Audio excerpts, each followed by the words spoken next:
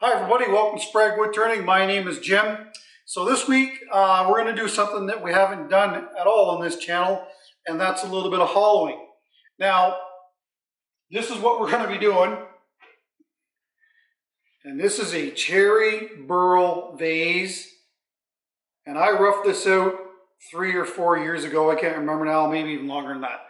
So it's been sitting around the shop and I didn't know quite what to do with it. And now that I'm doing resin work, then I think that this is a real good candidate for that type of work. Now, as you know, I'm an inlay guy with natural materials. One of the problems with this is a really large void here and here, and you wouldn't be able to keep an edge on your tool cutting back this much inlay material. So this is where I think that maybe the resin is going to be key, not only to that, but the other thing too is this thing is split almost completely all the way through, and it is not safe to turn as it sits. So, you know, there comes a time where you got to say to yourself, what is safe to turn and what isn't? And as that sits right now, it is not. So we're going to have to address that before we mount it on the lathe. So anyway, what I'm going to do is, just to make things easier, I'm going to pinch it between centers and going to clean it all up. And then if you remember the cherry burl bowl with glow-in-the-dark resin, I'm going to use that technique again. Fill this full of marbles and plastic and see if it's going to work. So anyway, if you haven't subscribed, please consider doing so. And anytime you give my videos a thumbs up and share my videos on your social media platforms, that certainly helps out the channel as well. Anyway, let's get to the lathe and get this thing cleaned up and ready for resin. All right, so I want to try and leave all these voids as natural as I possibly can. The problem is this is covered with anchor seal from UC Coatings. That's for, you know, drying products, because I'm a twice turn turner. And anyway, it's going to have to come off, and any CA glue that might be on the edge, because I did pour a bunch of CA glue in this when it was drying. You might be able to see some there. So anyway, that's got to get all cleaned away before the resin gets poured in there, so that we don't have any adhesion issues.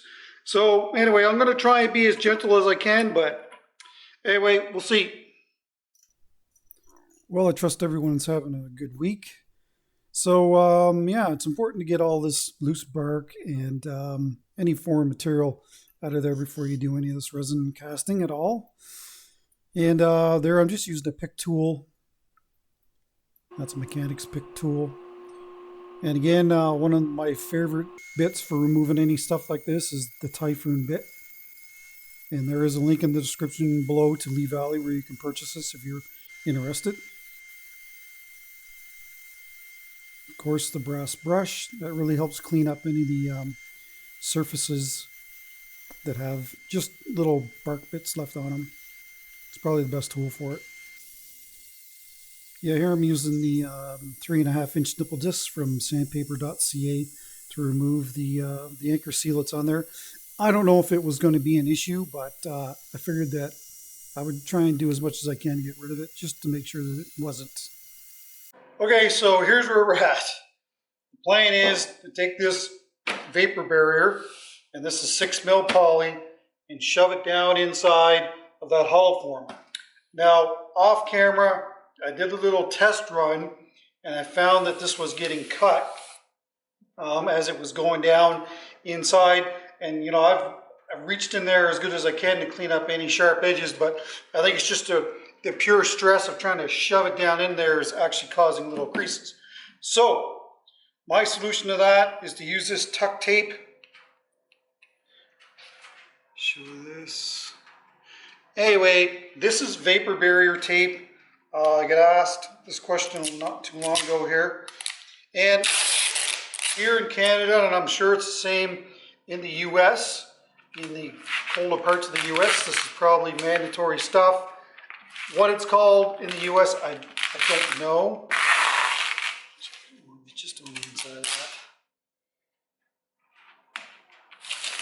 Maybe you can buy this down there. I don't know. But it would be a vapor barrier tape.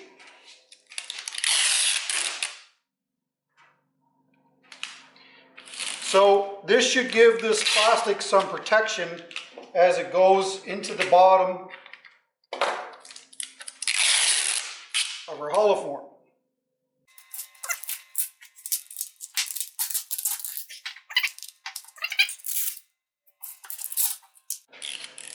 And of course, this vapor barrier, it's new, it's not used, I'm not using old plastic.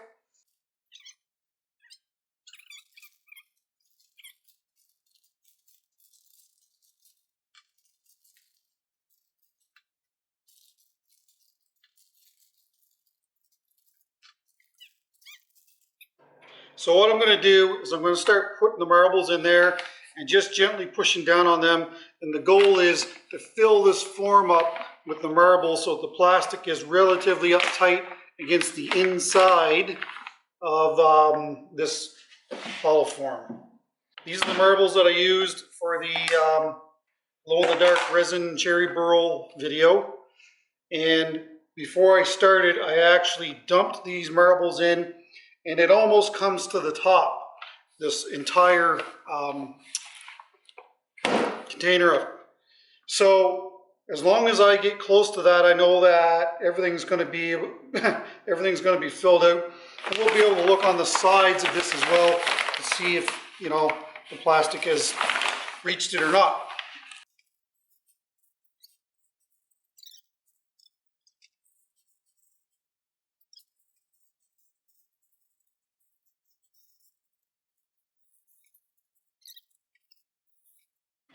A smart person would have got a funnel by now.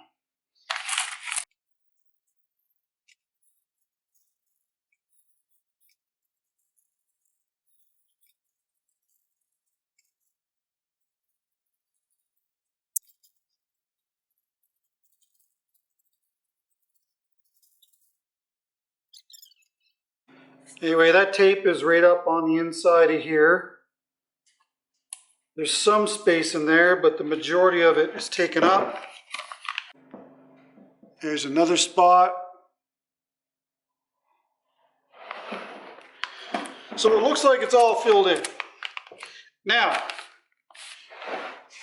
if this leaks, I'm in a world of hurt because these marbles will be full of resin at the bottom of this, and it's not going to be any fun to try and get that cured resin and marbles out of there. So let's hope that there's no holes in this vapor barrier. Now I'm going to wrap the outside of this, and I'm going to put zip ties around it to keep it tight to the form, and then we'll fill from this cavity up here in the resin. The resin will flow down around and fill everything in theory.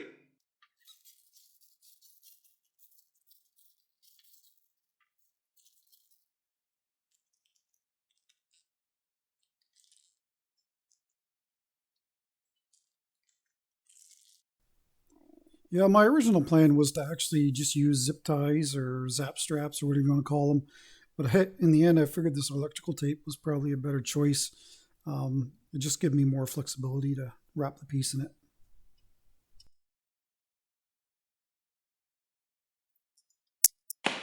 Whew.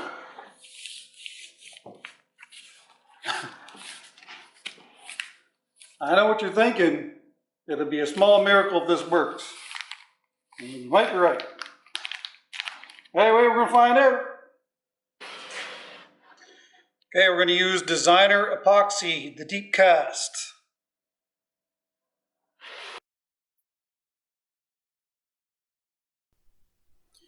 Yeah, so thanks again for Designer Epoxy coming on board to sponsor the channel. Now, this stuff, as it sits, can cast up to 3 inches thick. They've come up with a new formula that I've been told can cast up to 7 inches thick. Depends on the volume. So I'm going to go with either one of these. This Blue Laguna, that's what was used in the comparison bowl with the Soapstone and resin bowl. The Rainbow Blue is actually the first resin bowl that I made, and I really like that color. So one other thing I'm going to do is I'm going to use the rainbow blue, and then I'm going to put a little bit of mother of pearl in with it. So I think that's what we're going to do. Again, these are the 2-ounce packs from Designer Epoxy.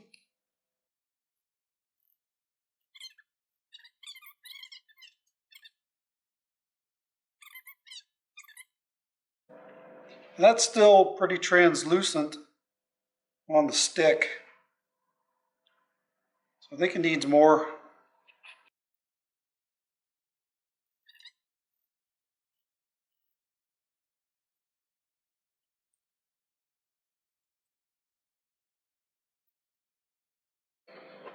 I'm not going to do a huge amount of this.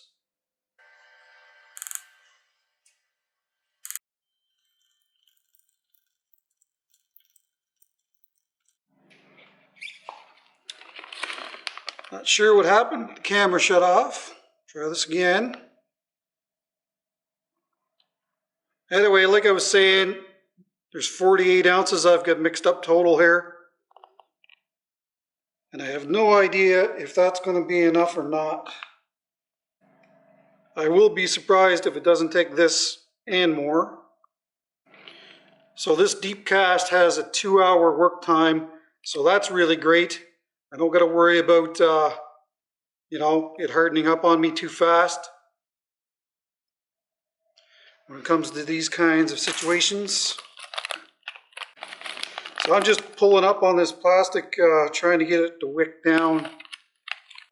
I just really hope this doesn't leak. It is going to be a mess if it does. So this little area, I'm going to leave it for a reservoir after we get it in the pressure pot. And then what I'm going to do is pressurize the pressure pot and then come back in about a half hour to see how far the level has dropped. And if I need to mix more and put more in, then so be it. So far I don't see any leaks. Fingers crossed. So that was 24 ounces.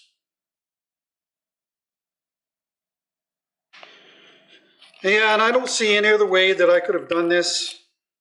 Let me know in the comments if you think there was a better way. Let's move this into the pressure pot.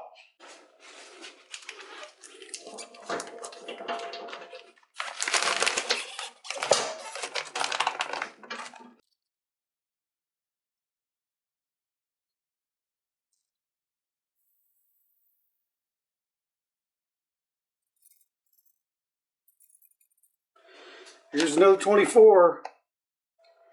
This was suggested by a subscriber. Sorry, I can't remember who suggested it, but they do this with pours like this, where they put it in the pot. Since it has a long working time, then they charge it, and about half hour to an hour later, they come back and open it up. And if the level's dropped, then they can add more epoxy to it. And I think that's actually a great idea.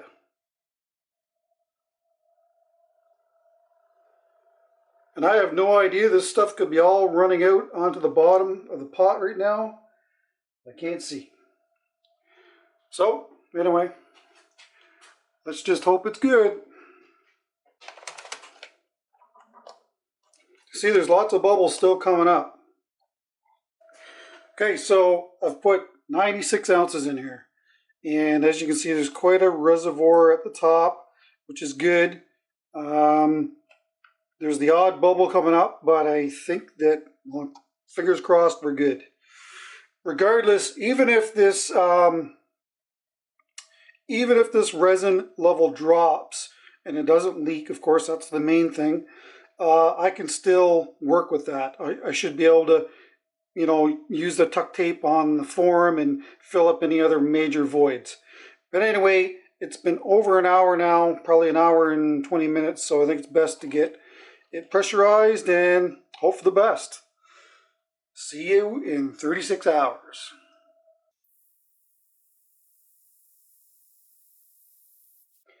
Anyway, let's see what we got.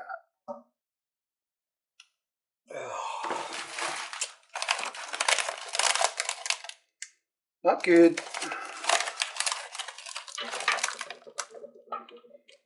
At least the outside of it didn't leak. All right, let's try and get this thing out.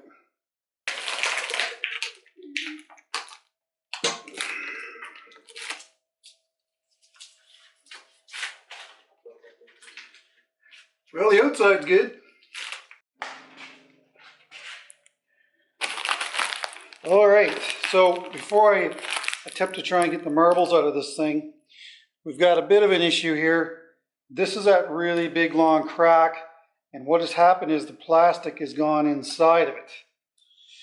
So if I had to do this again, I will put tuck tape over this crack first, and then that way the plastic can't go into it. But with all this said, there's lots of design opportunities here. Maybe I'll fill this with a different colored resin. Anyway, let's get this stripped off the outside of it and then see if it's leaked on the inside.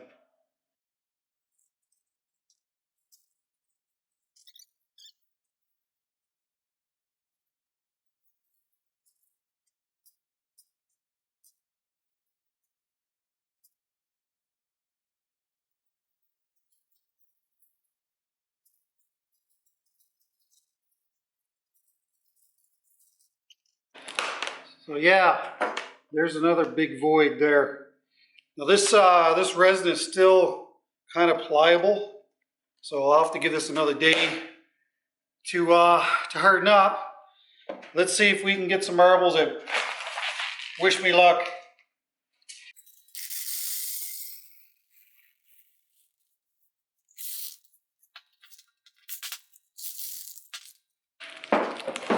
Use the end of this hammer handle.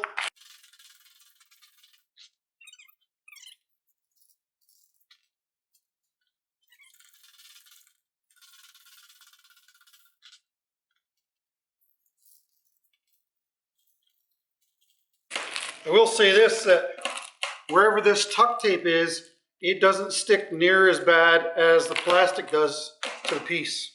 It actually looks like maybe there's just some on the bottom layer of the plastic. So just one layer of marbles, which is a lot better than I thought it might be.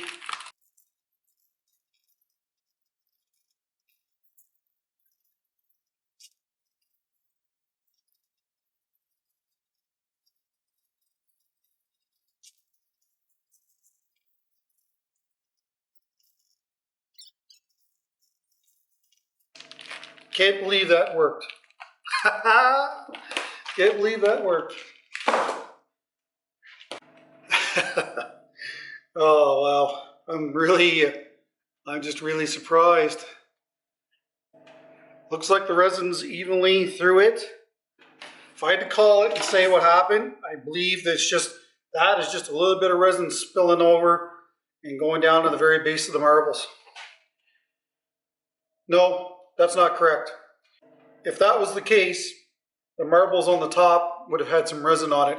And there were a few, but there would have been resin on all the marbles all the way down. So that must be a leak on the very bottom of that plastic. Regardless, it worked, ladies and gentlemen. It worked. Anyway, I'm going to let this harden up for a day, and then we'll get it on the lathe, get it trued up. Get it trued up on the outside anyway. We'll see about the inside. And then it'll be more resin work. By the way, I thought I'd show you this. This is actually pretty much all the resin that was sitting on the very bottom of that plastic. So, you know, that's not really very much resin at all. Yeah, so the first order of business here is to get that tin cleaned up so that we can grab it with a chuck.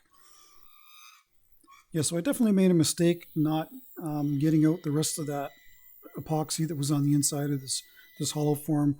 It was quite a job to get that out of there once that resin had cured. When you're cutting your tenons, make sure that the face of the jaws rests on the base of whatever you're working on.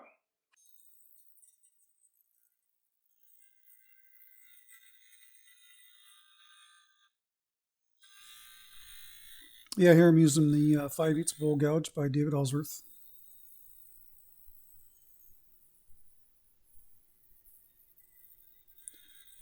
And just taking light cuts here. I still don't know.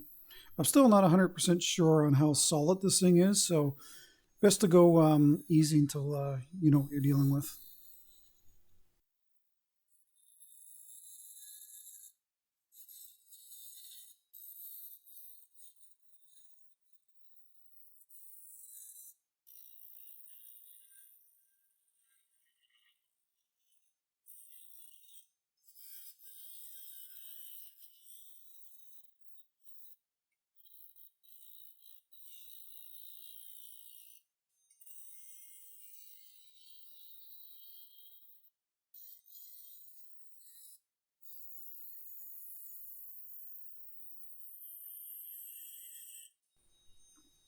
Yeah, and this is that skew gouge that you see me using every now and then. And it does a good job getting down right in that little corner there. Just taking some shear cuts, cleaning things up so that we can figure out what our next step is here. And the 3/16 parting tool to clean up the top part of the collar.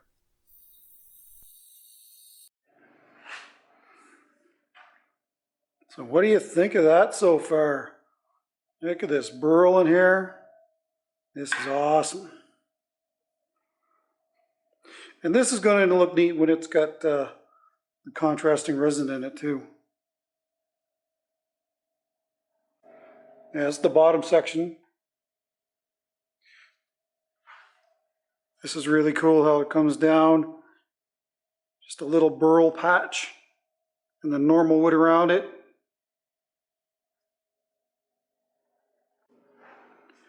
Yeah, that might see it better there now. Look at that, that's cool. It's almost like this little burl grew there. Getting along here. Very, very cool. All right, so anyway, gonna do the hot melt glue and plastic again and do another pour. Still don't know what we're going to use yet though. Okay, so I was thinking it'd probably be easier to do this while it's mounted between centers. And this is again that 6mm poly vapor bearer. And I'm just going to hot melt glue this down on there.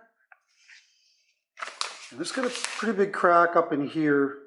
So we'll try and bring it up and then we'll try and make some sort of a pour reservoir at the top.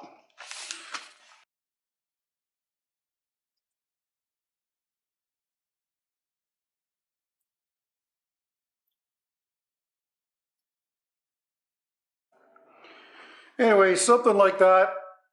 I'm not going to keep you guys around here for all this. And I'm going to try to not make this so tight that there's a little indent in there. Anyway, there's a few of these to do. I'll bring you back when I got them all done and we're ready to pour the resin. Okay, well, as you can see, I've got these little pieces of plastic glued on here. I'm hoping this doesn't leak. Be a bit of a disaster. I did have to redo this one. This was indented, so we certainly didn't want that. So I just cut a piece out and then put another piece of plastic over top of it, and we'll be able to pour from the top. I just got one piece to do on the foot here, and I'll do that once I get it off because the jaws are in the way. All right, let's mix up some resin. So we're going to use the Pro Series. I realize I used the deep cast for the blue, but for the gold we're going to use the Pro Series because it cures quicker. I've decided to go with Pearl Gold. That should be quite a contrast.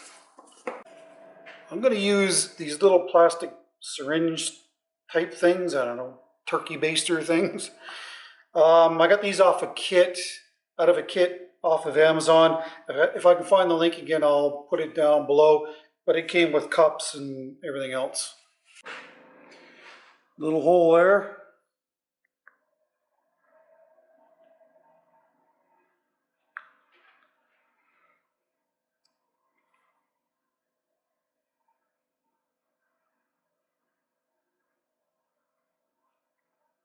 And I am trying to leave extra behind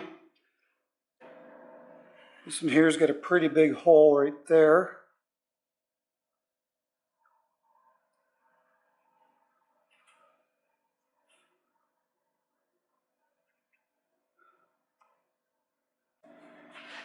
I'm going to switch to one of these little pouring cups.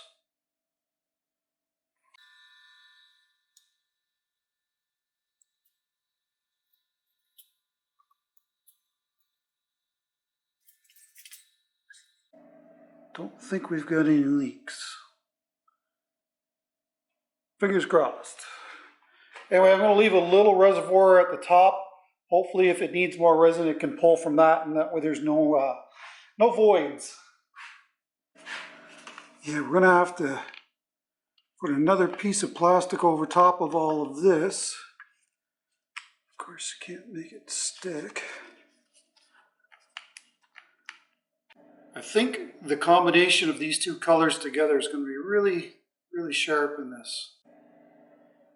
And this is pretty close to the final form that I'm going for. The foot and the collar up here at the top, that may change, but the overall size of it and style of it is what I'm keeping here. I think that's good for leaks there. I don't see any anyway. There, I've chased a few leaks around, but I think it's as good as it's going to get. So let's get it in the pressure pot.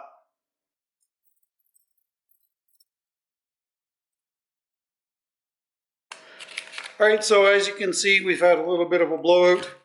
There was a reservoir at the top, so that's fine.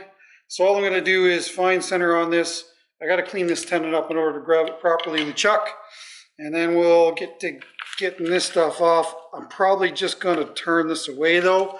I don't know. It's going to be quite a fight to try and get that off.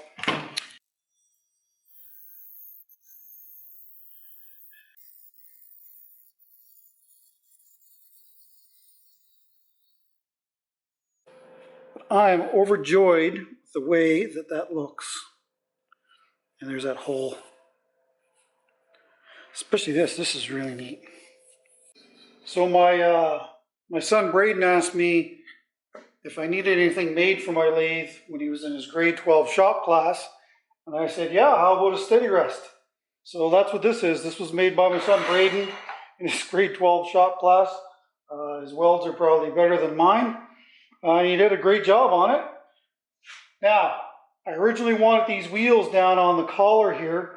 I think that's a better place for it to be, but the bolts to hold this on are preventing it. They're actually rubbing on the top of the vase, so that's not going to work. So yeah, it is a little noisy.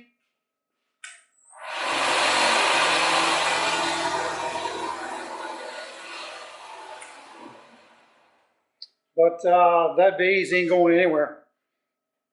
If that vase goes somewheres, we've had some major issues.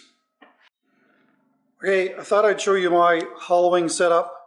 So this is the system that's made by One Way, and there's actually a laser. And the camera's picking that up. By the way, right now I've got it set for about 3/4 of an inch, and that laser will go along the surface of the wood, and then as I get to my 3/4 mark, it'll drop off of the piece, and that way you know you're at the 3/4 inch mark. It's all adjustable.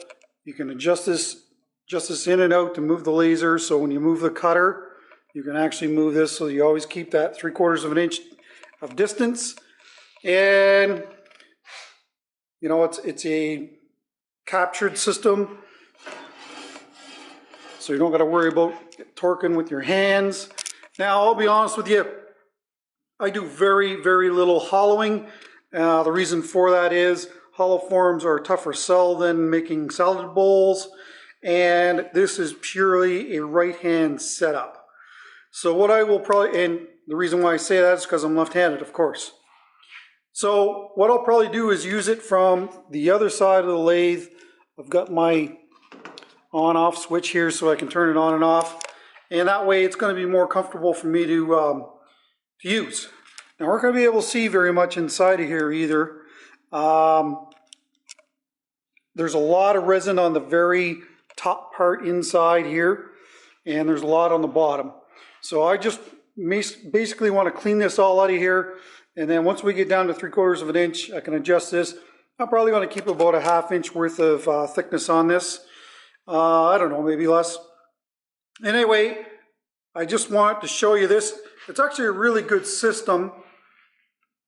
I know there are a ton of systems on the market, and you can adjust this in the back to see how much tension you want on this. The only other issue that I have is the steady rest kind of gets in the way of this. So I might have to wing it, if you will, until we can get in past this steady rest. I'll probably start at the base and work my way out anyway, but I just want to clean the opening on this neck first, and then we'll go from there.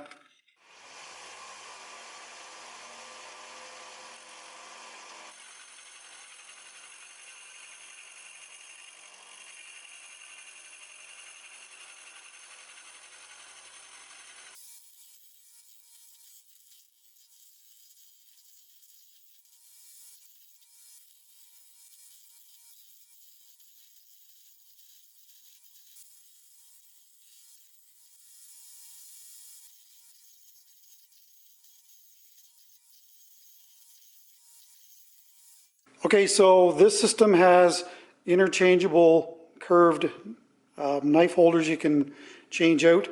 This seems to have a lot of flex on it. I'm swapping it out for this bar. There's the cutter. I'm just getting super amounts of chatter, and I'm worried about something breaking. If you look inside there, you can see it's really chipping out bad, catching bad. And of course that's just the resin. If it was just the wood we'd be fine, but the resin is really grabbing that tool and making it bounce and chatter. So anyway, we're getting it. It's a slow process.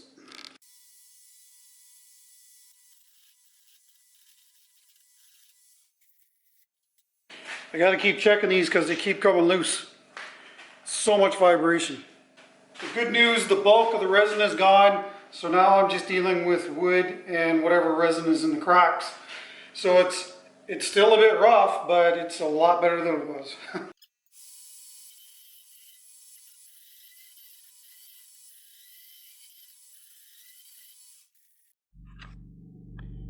Figured I'd get out the GoPro, see if I can get it in there. It's a lot smaller than the other camera, so that's what it looks like inside. And again, I apologize. I really like to show it to you, but it's pretty much impossible. So you can see how there's some splits down there, or sorry, how there's some voids. That's where the plastic was. When I'm just going to keep going until I get those out of there, and then I'll take a measurement of the wall thickness and see if we need to go any thinner.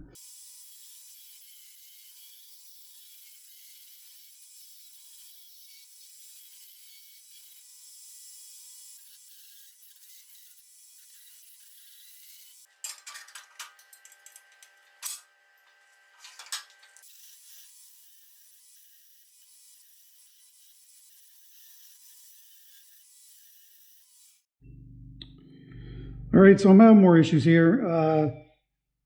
If this steady rest wasn't here, this wouldn't be an issue, but it is, and I definitely need it.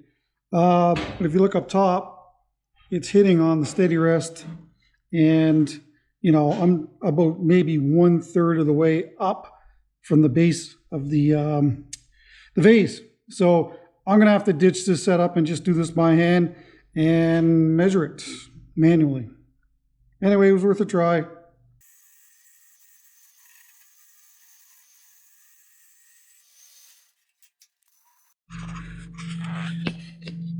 Well, there you go, we're all done.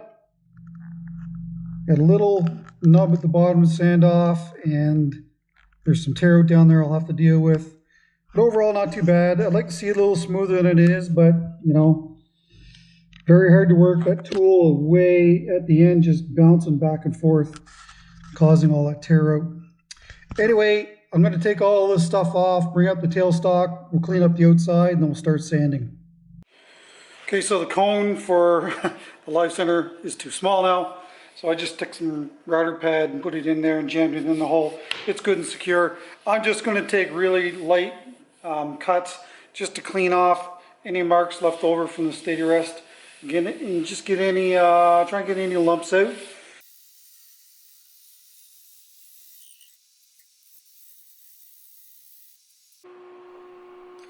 Again, back with the 3.5-inch nipple discs from sandpaper.ca, and I'm sanding from 60 to 800 on this piece, on the outside anyway. And of course, there is a link in the description below for 10% off your next order. Just use code INLAYGEM at checkout.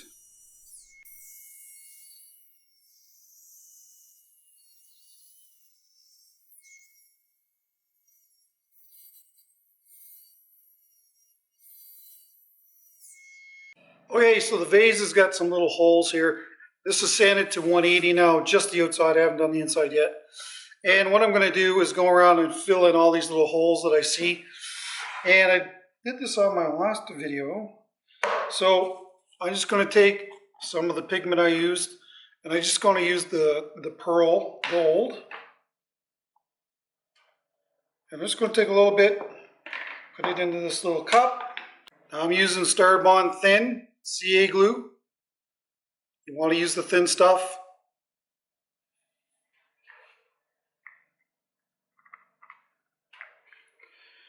Hopefully this mixes up. I have found that some of these pigments don't like to mix.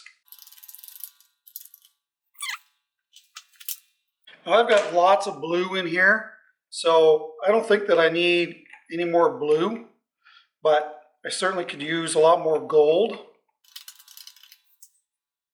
And this is what I used to fill the resin up with, if you remember. I'm just going to see how well this works.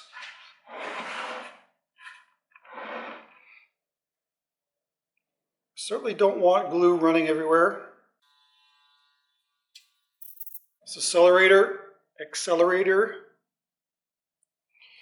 And that way it just solidifies and you can move around the piece and you don't have to worry about glue running everywhere. Anyway, there's a ton of these to do. I'll just carry on back at the lathe.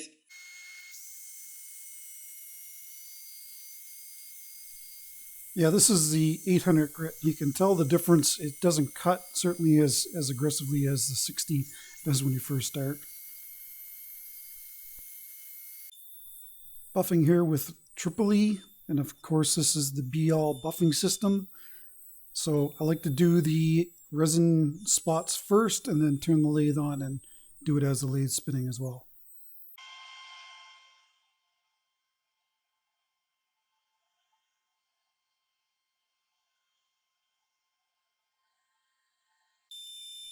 After using the buffing compound, it's important to get it off, so that's what the denatured alcohol does. Yeah, this is a 12-inch extension that you can put in your drill and then put your sanding pad on the end of it. Yeah, and this gives you an idea of actually how dusty it is there. Actually, my back was bothering me, so I need to sit down. That gives you an idea of just how dusty this is. Okay, finally sanded. I went to 320 on the inside.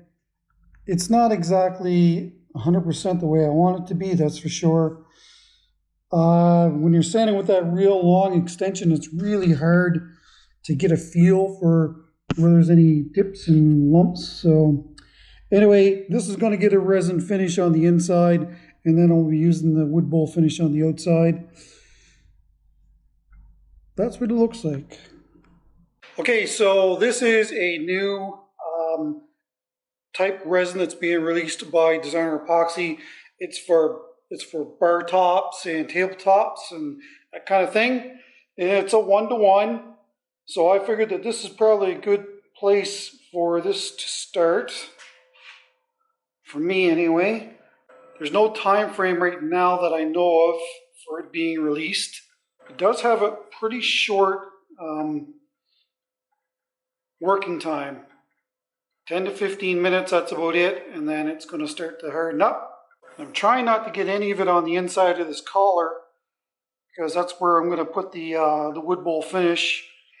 If I'm going to put the wood bowl finish on the outside, the collar should be included in that as well, of course. Now you're probably asking yourself, well, why didn't I put this on the outside?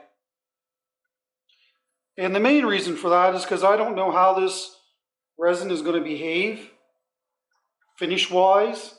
So, you know, I'm going to stick with something that I know. And what I'll do with this is I'm going to put one coat on here today.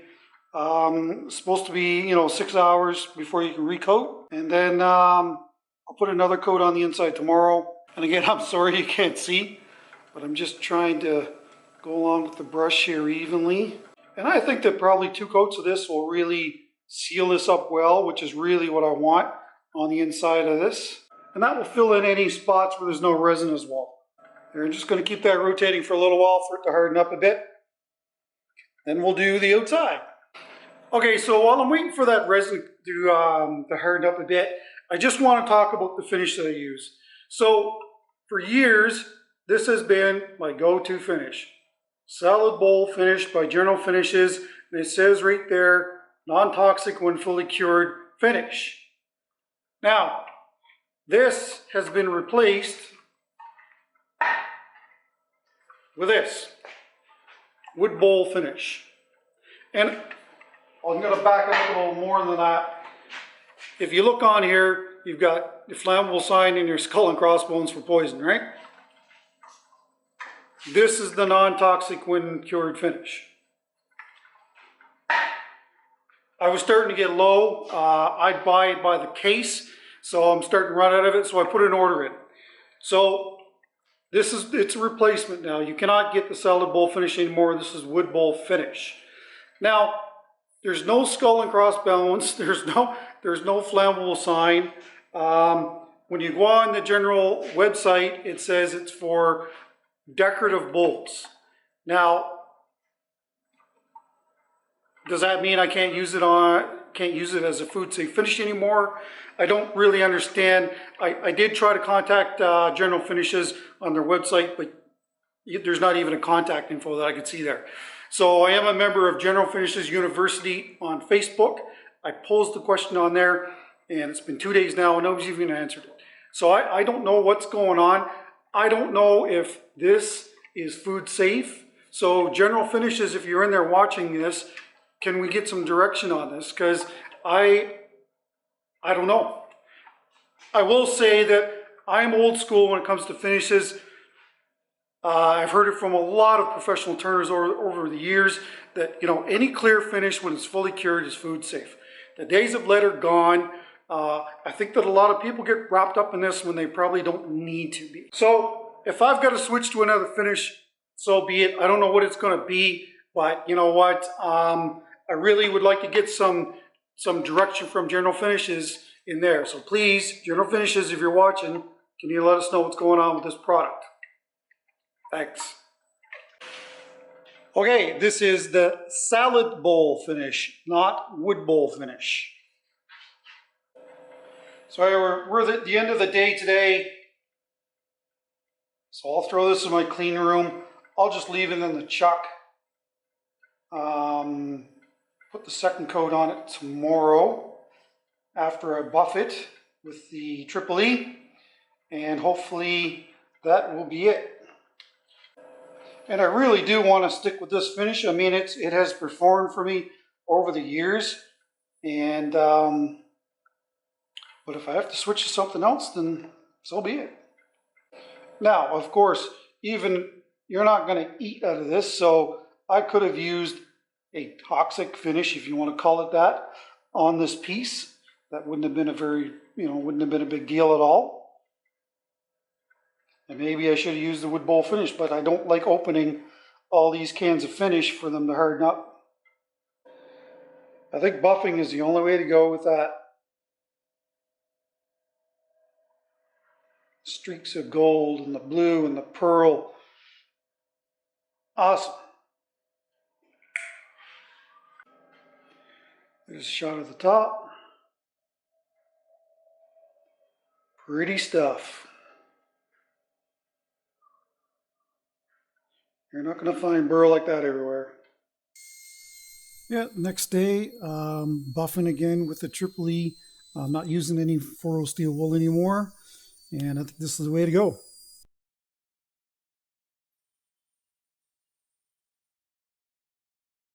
Okay, second and last coat of salad bowl finish. This is a newer bottle of it. The other stuff seemed to be hardening up, so certainly don't want that to happen on the last coat.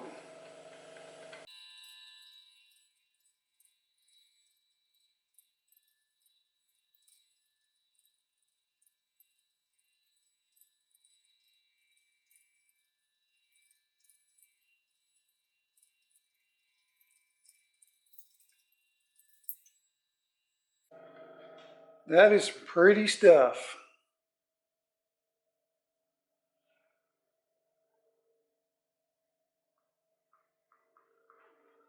I've already put the second coat of resin inside. Yeah, no vacuum chuck this week, folks. This is just too big to be doing that. So all I did was mount it between centers, and as you can see, I'm cutting away that tenon. Yeah, they're just using my little air-powered sander. Spun the lathe in reverse, and that did a good job cleaning it up. And again, with the 3.5-inch dimple discs.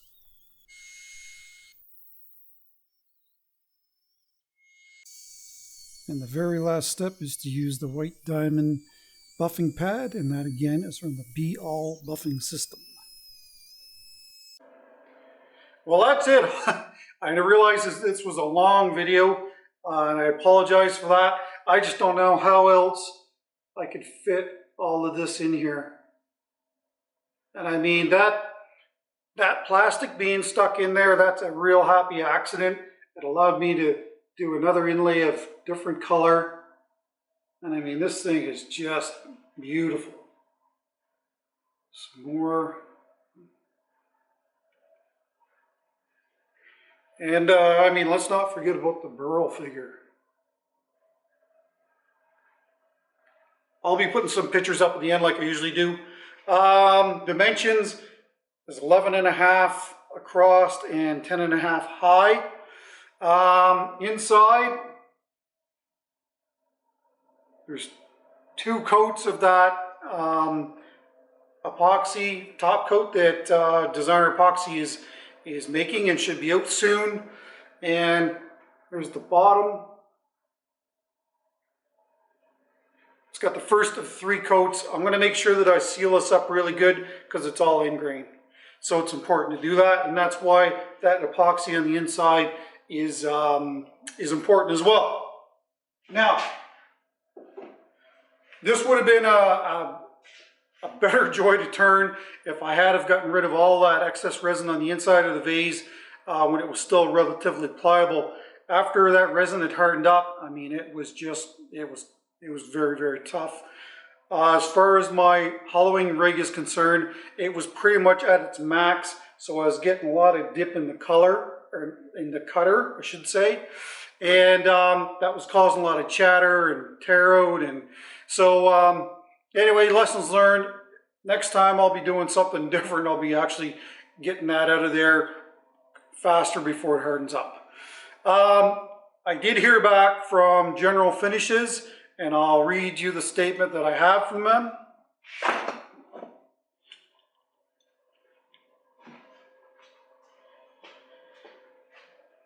Okay, so this is the official position is we cannot call any finished food safe. We never know what food or liquid will be used, how long it would remain in the container, and if application techniques have been followed. Anyway, that is in regards to the wood bowl finish. Again, for ease of mind for my customers, I certainly like to use finishes that are classified as food safe. And they can't give me that anymore, so I guess I'm looking for a new finish. So you know what I like? I like shiny. Give me your recommendations. Give me a shiny finish other than OB Shine Juice and shellacs. I'm looking for something that's a really hard, durable finish. So please comment down below. Okay, so in regards to Starbond, I'm now offering, or I should say, they're offering a 15% off. So that's down in the description below. So make sure you check that out. Just use code InlayJim and you'll get 15% off. Again, thanks so much to Sandpaper.ca and Designer Epoxy. Again, Designer Epoxy, as far as I'm concerned, hit it out of the park on this again. So that's great. What else? So next week is going to be a resin and natural inlay combination. I'm still kind of figuring out exactly what it's going to be. So, I mean, this is another direction that my channel can go in as well. Natural inlays, resin work, and the combination of the both. So, anyway, there's lots more for that to come in the future. I guess that's it. So anyway, hopefully you enjoyed the video. Anytime you give my videos a thumbs up, it certainly helps with the analytics. And don't forget to comment down below. That's how we're going to pick our next winner from something that I make here on the channel. And that'll probably be at 20,000 subscribers. And I'm already at 16 from the last giveaway. And speaking of that, Gene Ledbetter, you still haven't gotten a hold of me. So Gene, if you're in there and you're watching this, please get a hold of me. You want a free bowl. So anyway, that's it. Till next week, take care, stay safe, and don't forget that bell. You'll know when I put up that new video. See ya.